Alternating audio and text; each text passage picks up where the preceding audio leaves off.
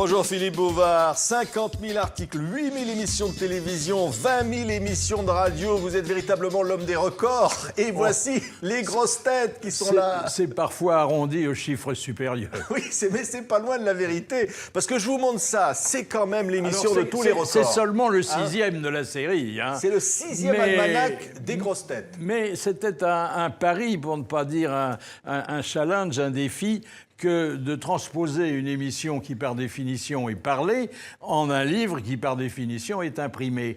Et le fait qu'on a pu le faire prouve quand même que ce qu'on dit et parfois ce qu'on écrit pour la radio est d'une certaine qualité. Oui, c'est extraordinaire tout ce qui se raconte dans cette émission. C'est totalement improvisé.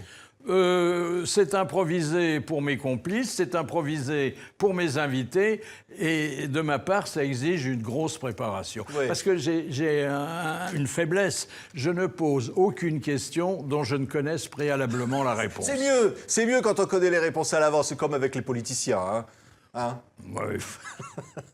Enfin, ça, c'est fait pour faire revivre des bons moments à ceux qui nous ont déjà écoutés et pour faire entendre à ceux qui auraient raté des émissions les moments que nous avons réussis. Il faut dire que vous avez de sacrés complices, hein. Les Perroni et tout ça, ils sont terribles. On a une fine équipe. Et alors, cette équipe de ce qu'on appelle en franglais de radio les panélistes est devenue une équipe de chroniqueurs. C'est-à-dire qu'une fois par jour au moins, ils écrivent, ils cisèlent des textes qui ensuite sont distillés comme de petits chefs-d'œuvre. Et c'est pour ça que ce livre permet de les retrouver. Ouais. Vous avez écrit dans un livre qui s'appelle « Je crois me souvenir ». Ayant considéré très tôt que la vie était une énorme bouffonnerie, j'ai décidé de ne jamais être complètement sérieux. Oui, c'est vrai. Bon, on sait que c'est formidable, la vie, on sait que ça se termine mal. Bon, autant l'aborder. Mais je suis persuadé que si, une fois que j'ai disparu, on pratique mon autopsie, on découvrira que j'avais le boyau de la rigolade qui était anormalement développé. Oui. Mais vous étiez aussi dur quand même, parce que vous étiez quand même assez cinglant. Il y en a qui en ont... Vous dites, la volonté de nuire ne doit jamais l'emporter sur l'ambition d'informer. Oui. Alors, c'est une constatation triste et désabusée sur une tendance qui est générale, mais qui est peut-être demandée par le lecteur, mais que le vieux rédacteur que je suis hésite à appliquer. Oui. Alors, quand même, attention, ça, c'est une œuvre collective, ça, c'est une œuvre personnelle. Oui, mais enfin, vous y regardez le monde avec votre expérience. Vous dites, par exemple, les phares de la communication se sont éteints. Il n'y a plus ces grands personnages qu'il y avait avant. Récemment, vous avez dit les monstres sacrés. Oui. Il reste quelques monstres, mais ils ne sont pas sacrés. Oui. Mais, par exemple, vous avez dit des choses sur Cyril Hanouna, qui est devenu quelqu'un de populaire. Alors ça fait du buzz, hein. Oh non, mais faut pas faire de publicité aux gens dont on n'apprécie pas le talent, parce que ça consiste à leur envoyer de la clientèle. Oui, mais Pierre Bellemare a dit, à propos de ça, dire qu'Hanouna est stupide, c'est méchant, et ce qui est stupide est méchant. Voilà. Bon, d'abord, Bellemare qui a travaillé longtemps avec moi et que la dureté des temps et les atteintes de l'âge obligent à faire des choses moins culturelles, je le plains, mais je le comprends, parce que la vie est dure pour les plus de 84 ans. On vous reconnaît bien, là, Philippe. Alors, je ne passe pas à dire mon temps à dire du mal des gens. Non, pas du tout. Ou alors, il faut que je sois payé très cher, mais gracieusement, je ne le fais jamais. Mais très vite, vous êtes dit, il faut quand même regarder, d'ailleurs, quand vous avez travaillé au Figaro, au tout début, quand vous êtes engagé, il y a votre premier directeur... Je suis arrivé au Figaro il y a 62 ans, vous n'étiez pas né. Non, c'est vrai. Mais votre premier directeur... Peut-être que le jour où j'arrêterai, vous serez déjà mort. Oh, bah c'est gentil, ça. Alors, dans tous ces souvenirs, évidemment, il y a Jean-Yann, il y a tous ceux qui ont disparu, Sim, que vous aimiez tant. Ils sont encore présents dans tous ces souvenirs. Très présents. Et je dois dire que Jean-Yann, pour ne parler que de lui, mais c'était un génie du comique, est très présent dans l'émission de radio et très présent dans l'almanach, parce qu'il a des formules irremplaçables. Hein. Ouais. Quand il disait les vieux adorent les cacahuètes, ça leur rappelle leurs dents. C'est merveilleux, vous comprenez. Et puis c'est tellement bien observé. Oui. Aznavour qui a dit à propos de la chanson « Je t'attendrai à la porte du garage » de Charles Trenet, il a donné la vraie signification. Oui, oui, alors c'était une chanson codée, personne s'en était aperçu, et ça évoquait évidemment les mœurs, à l'époque un peu particulières, mais aujourd'hui très répandues du fou chantant. Oui, vous avez une citation, il y a plein de citations de vous, Philippe, dans ce livre.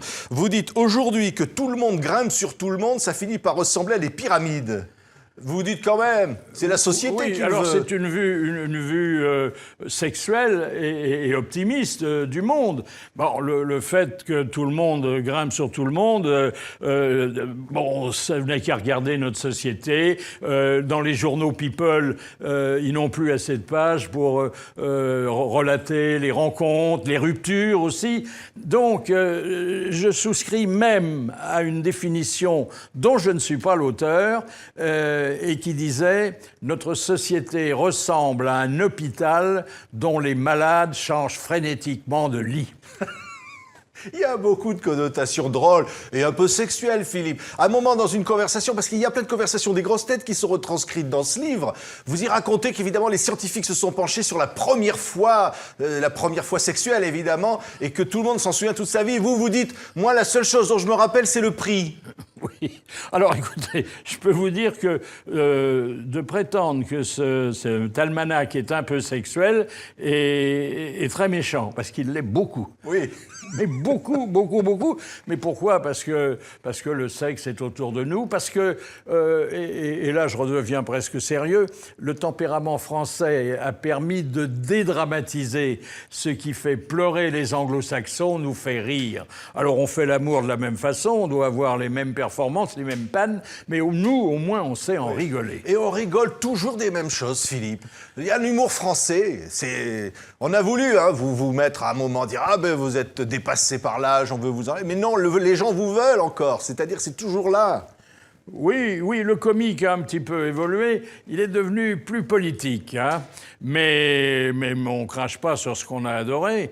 Et puis, bon, comme disait notre maître à tous, Beaumarchais, il faut, comment il disait, il faut se presser d'en rire de peur d'avoir à en pleurer. Oui. Eh bien, c'est notre devise. Oui, oui. Allez, j'ai envie de vous citer Jean-Yann, parce qu'il est dans le livre, il dit « L'amour est aveugle, la preuve ». Il y a plein de gens qui braillent au lit. Oui. Gainsbourg disait l'amour est aveugle et sa canne est rose. Ce qui était joli aussi et un peu plus poétique.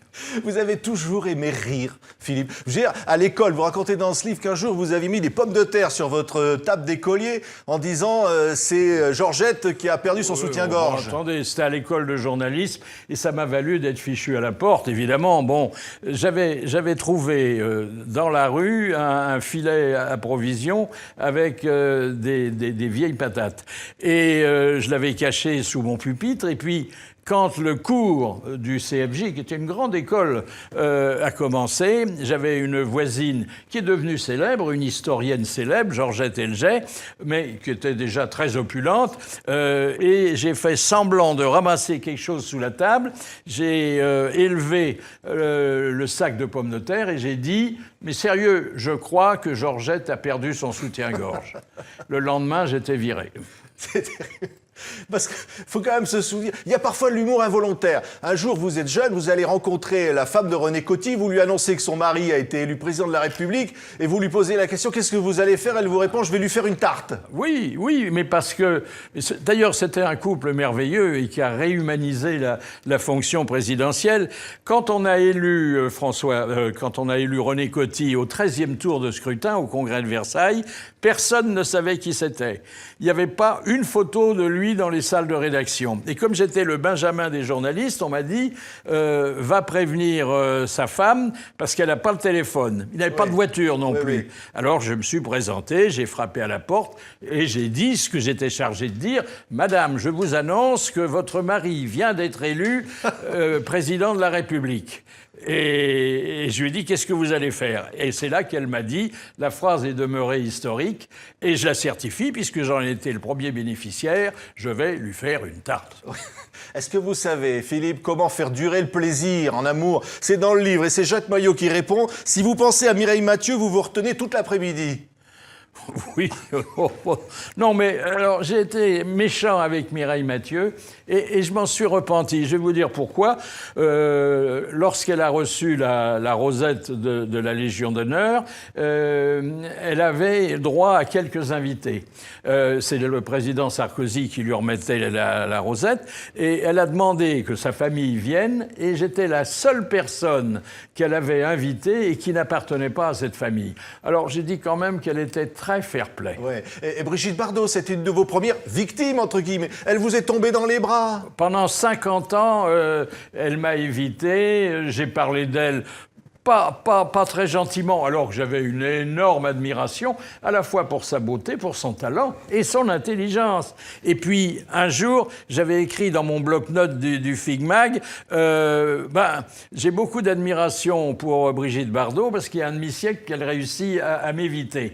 Et elle a lu ça l'a fait rire, et elle m'a fait savoir que si je l'invitais aux grosses têtes, elle viendrait. Elle est venue, et ça a été un ravissement et une grande émotion. Oui, il y a toujours quand même beaucoup d'esprit derrière l'humour, beaucoup d'intelligence, j'allais dire. Contrairement à certains pisse-froids, un peu, qui pourraient dire le contraire. Non, je crois pas. Je crois que j'ai assimilé le principe de la radio, qui est de dire n'importe quoi, mais très vite. C'est-à-dire n'importe quoi, maître. Vous dites pas n'importe quoi, Philippe. Je dis n'importe quoi, mais tellement vite qu'on n'a pas le temps de réaliser que je dis n'importe quoi. Et je continuerai à dire n'importe quoi jusqu'à ce que mort s'en suive, parce que je n'ai rien d'autre à dire que n'importe quoi. Et être populaire, ça c'est ce qui vous fait le plus plaisir. Être populaire, proche du peuple. Oui, je vais vous dire, ce qui m'a apporté le plus de plaisir, c'est une collaboration qui continue d'ailleurs à une grande presse régionale dont je suis l'éditorialiste. Et j'ai trouvé ce que je ne trouvais pas dans la presse nationale, une proximité avec les gens. C'est-à-dire quand le matin, je descends pour faire mes courses à Cannes, où je passe 3 jours par semaine, au feu rouge, il y a des gens qui s'arrêtent, qui baissent leurs vitres et qui disent « Ah, très bien ce matin, je suis d'accord avec vous ». Eh bien, il n'y a pas quelque chose qui récompense plus un journaliste de ses efforts que cette approbation-là. Merci Philippe Bouvard. Et on vous écoute, et c'est l'émission la plus écoutée de France. Oui, de loin, vous les écrasez tous. Elle va bientôt célébrer ses 37 ans. Hein. Mais je dois dire que c'est le jackpot, vous savez. J'ai fait du latin, donc j'ai l'habitude de décliner. Enfin, maintenant, mon âge me fait décliner autrement. Et donc, on a tout fait avec les grosses têtes. On a fait des émissions de télévision. On en fait encore. On a fait des livres, une dizaine. On a fait des disques. On a fait des t-shirts. On a fait des cahier de texte, et voilà qu'on fait pour la 6e fois l'almanach. Et alors, un jour, une page, et donc c'est toute l'année. Voilà. On peut rire tout le temps. À dose homéopathique, hein, une petite pilule tous les matins. C'est pas remboursé par la sécurité sociale. Ça devrait l'être parce que ça participe à la bonne humeur. Et tout le monde sait que le rire est une composante primordiale, on l'a établi scientifiquement, de la santé. Merci Philippe Bouvard d'être en aussi bonne santé et aussi souriant et de nous faire rire. Merci d'avoir été notre invité.